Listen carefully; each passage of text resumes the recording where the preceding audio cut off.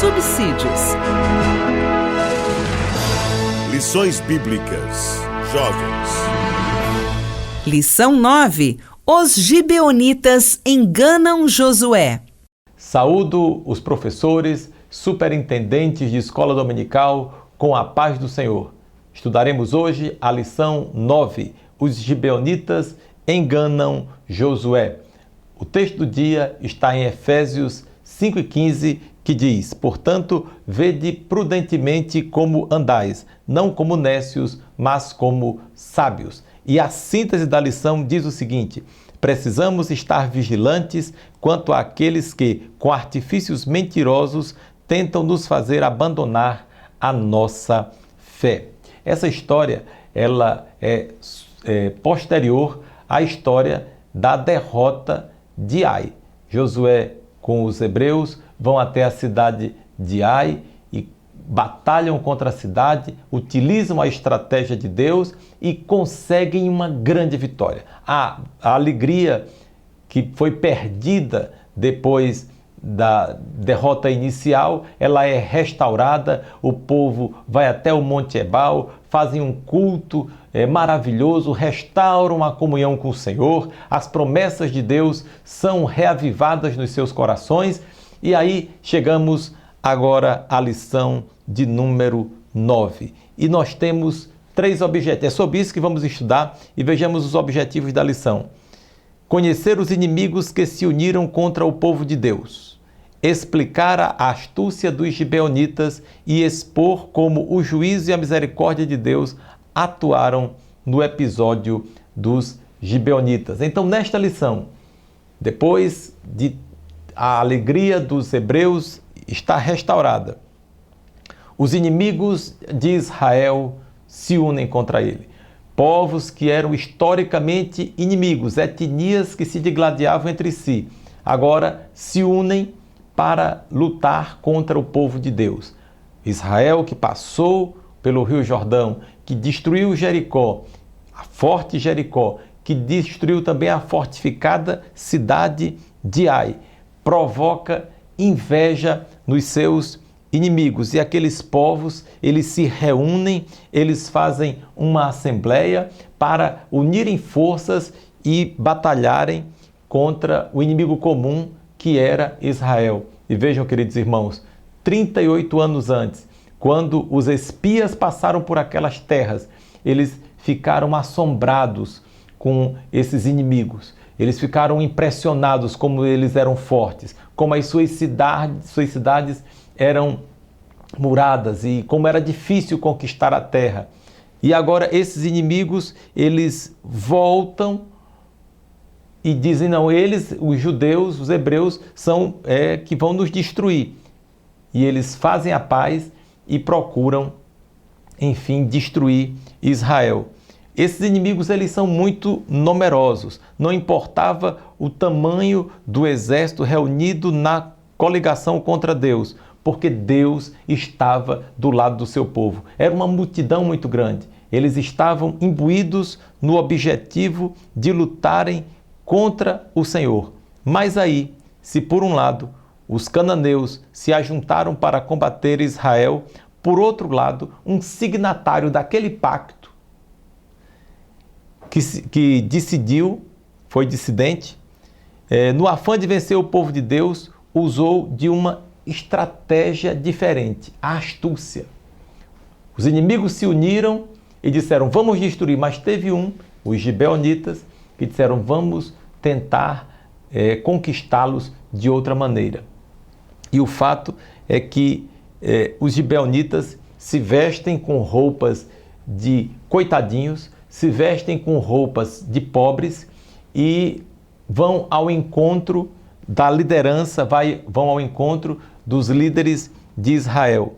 E o versículo 4 e 5 do capítulo 9 demonstra como foi que eles agiram. Eles fizeram uma encenação.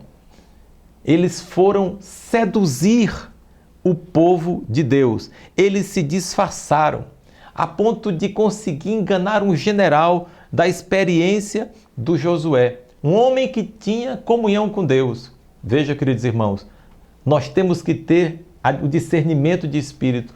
Josué foi um homem que andou com Deus durante os 40 anos de deserto, viu a manifestação do poder de Deus através de Moisés, só que no primeiro encontro que ele foi ter com o anjo do Senhor, ele perguntou se o anjo do Senhor era por ele ou se era dos inimigos.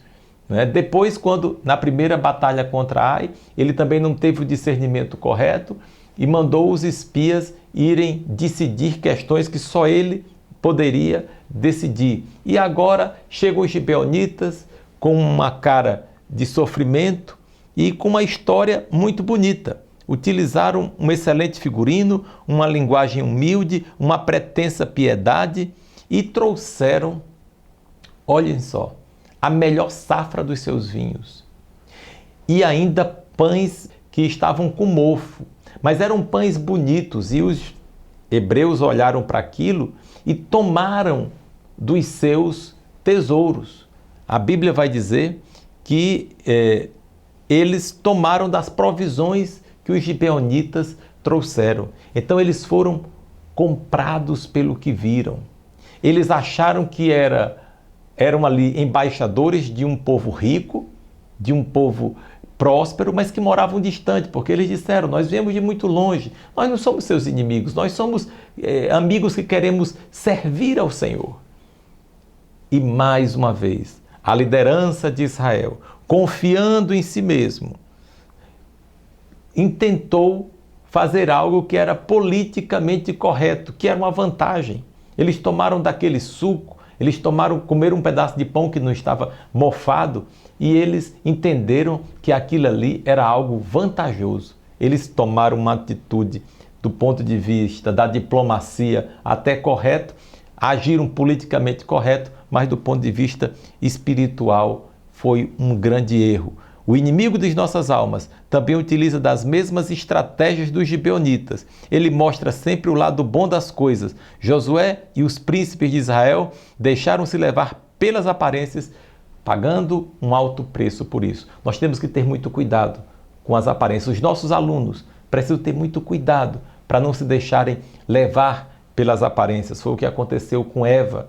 Eva olhou o fruto, viu que era bom de se comer. E nós temos que ter muito cuidado acerca disso. No livro que subsidia a lição, o amado vai encontrar alguns outros aprofundamentos acerca dessa questão. E aí, como sempre acontece, a mentira tem pernas curtas. E 3 dias após o concerto, o pacto que foi feito, eles são descobertos. Descobre-se que os gibeonitas, na verdade, são inimigos que estavam em rota de colisão contra Israel. Inimigos que, instantes antes, tinham feito um pacto para destruir Israel. Eles se juntaram àquela confederação para destruir o povo de Deus e aí tentaram conquistar o seu desiderato de outra maneira. E conseguiram aquilo que desejavam. Então, a armadilha descoberta, né? E é interessante que esta aqui é a primeira e talvez a única murmuração do povo de Israel coletivamente. Eles murmuraram contra os líderes por causa da imprudência dos líderes. E vejam, queridos irmãos, que Deus não repreendeu o povo, porque o povo estava certo. O líder, ele deve ser seguido e obedecido quando ele está agindo debaixo da autoridade do céu e seguindo a orientação do céu. Mas quando o líder ele é displicente, descuidado e imprudente, como aconteceu aqui, então o povo criticou os seus líderes e não houve nenhuma reprimenda por parte do Senhor. Então, mesmo com esse erro, com essa ludibriação, Josué e os príncipes da congregação mantiveram a convenção, mantiveram o pacto de paz que tinham feito com os gibeonitas, porque eles sabiam que ninguém poderia usar o nome do Senhor em vão, e eles fizeram um pacto em nome do Senhor. E aquilo foi tão importante que ainda no tempo de Saul, séculos após, no tempo do rei Saul, o rei Saul perseguiu alguns dos gibeonitas e Deus trouxe um juízo tremendo sobre o povo de Israel. E quando se soube, buscou-se a Deus, Davi buscou a Deus e perguntou a Deus por que aquele pecado, e disseram que tinha sido um mal que Israel tinha feito aos gibeonitas. E aí Davi resolveu o problema, trouxe juízo àqueles que tinham prejudicado os gibeonitas, e a paz e a bênção voltou para Israel, porque Deus leva a sério as nossas palavras e as nossas alianças. Querido professor, diga aos seus alunos que os compromissos que são firmados com Deus, ele leva em consideração. Jovens como Daniel, Sadraque, Mesaque e Abdênego, eles fizeram um compromisso com Deus e Deus os honrou até o fim. Quando Daniel foi lançado na cova dos leões, velhinho, o Senhor guardou a Daniel, porque Daniel tinha se guardado para Deus ao longo da sua estrada, ao longo da sua história. E esse compromisso que foi firmado entre Israel e os gibeonitas também teve uma grande duração, uma duração eterna diante do Senhor. E aí nós vemos no tópico 3 uma história de juízo e misericórdia. Josué descobre a armadilha e coloca uma maldição sobre os gibeonitas. Está escrito que naquele dia Josué os deu como rachadores de lenha e tiradores de água para a congregação e para o altar do Senhor até o dia de hoje, no lugar que escolhesse. Então, Josué coloca-os como escravos do templo. O povo, os líderes, tinham pedido para Josué os colocar como servos da congregação, mas Josué os coloca como servos do tabernáculo. A justiça de Deus atua sempre em favor daqueles que estão arrependidos, como neste caso dos gibeonitas. Por que nós dizemos isso? Porque essa maldição, na verdade, foi uma bênção. Os gibeonitas se arrependeram, diferente do povo de Jericó, diferente do povo de Ai, diferente daquela confederação na qual os gibeonitas estavam. Eles saíram e decidiram se humilhar, decidiram se arrepender. E quando Josué os confrontou, eles disseram: nós serviremos vocês como carregadores de água e rachadores de lenha. Não se preocupe, nós merecíamos morrer, mas nós estamos vivos e isso para nós já é o suficiente.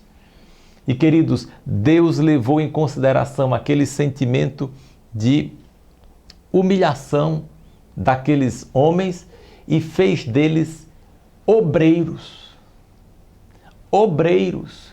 Eles não eram descendentes de Abraão, mas eles entraram para serem obreiros na casa de Deus. Deus, mesmo com os erros deles, fê-los prosperar, pois percebia que em seus corações eles eram submissos, eles eram humildes. E a Bíblia diz que um coração contrito e quebrantado, Deus não rejeita. Não importa o que você tenha feito, não importa quais sejam os erros do seu passado e do seu presente, ainda hoje existe esperança para a sua vida. Ainda hoje você pode mudar a sua história se você se arrepender. Nós temos que nos arrepender todos os dias. Havia uma sentença sobre os gibeonitas, como havia sobre os homens de Jericó, sobre os homens de Ai e sobre as demais nações dos cananitas. Mas os gibeonitas, eles disseram: nós vamos nos submeter, nós seremos escravos, não importa, o importante é que nós estamos vivos. E eles passam a servir a Deus.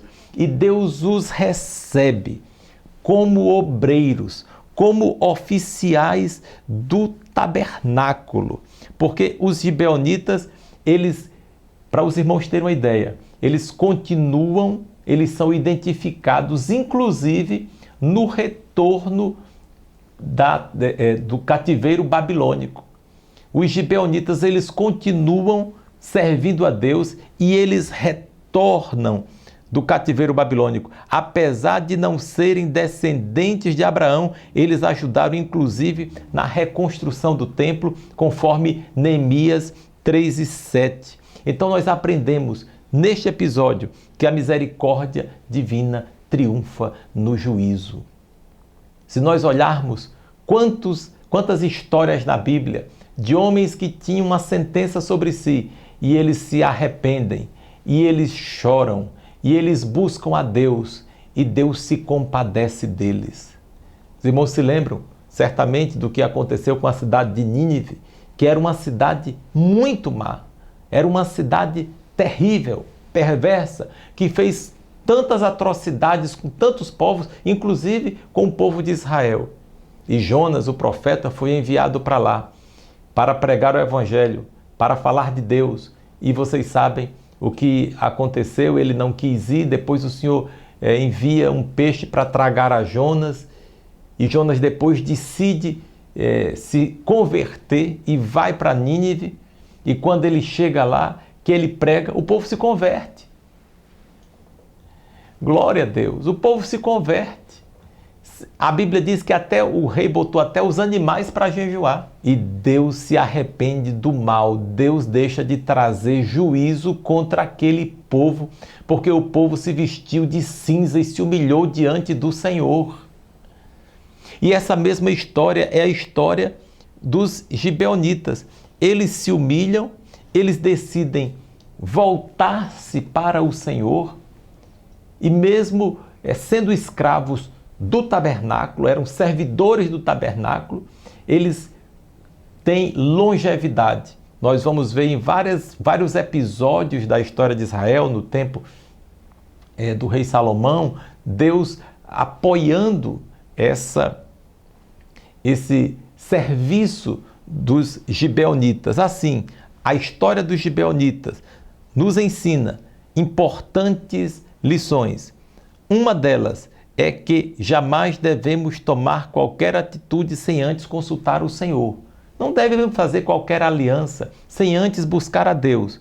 A segunda é que precisamos estar atentos às ciladas do inimigo, pois ele é ardiloso e suas mentiras podem nos impedir de herdar a terra prometida. Mas também podemos concluir que Deus ama aquele que se arrepende e que não há nada que esteja irremediavelmente perdido. Os gibeonitas pecaram, tiveram um preço a pagar, mas eles se arrependeram e a misericórdia de Deus triunfa no juízo. Se você está desesperado por causa dos seus pecados, se você acha que não tem mais jeito, porque a sentença de Deus, o juízo de Deus está sobre a sua vida, se lembre da história dos gibeonitas. Eles disseram: nós não vamos aceitar isso. Nós vamos fazer de tudo para nos reconciliarmos com Deus. Que Deus nos abençoe. Que os nossos jovens tenham sempre essa expectativa de nunca deixarem de servir ao Senhor e que mesmo que cometam os erros, possam voltar, se arrepender e recomeçar de novo. Amém.